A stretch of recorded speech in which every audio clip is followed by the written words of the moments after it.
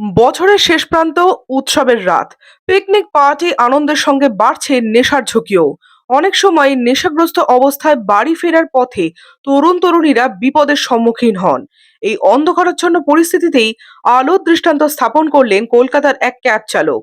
Social মিডিয়ায় viral হওয়া এক ভিডিওতে দেখা যাচ্ছে গভীর রাতে মদ্যপ অবস্থায় এক তরুণী বাড়ি ফিরছেন ক্যাবে করে, এবং নিজেই তিনি ক্যাব চালককে বারবার বলছেন, আমি কিন্তু মদ্যপ, আপনি আমাকে বাড়ি পৌঁছে দেবেন তো?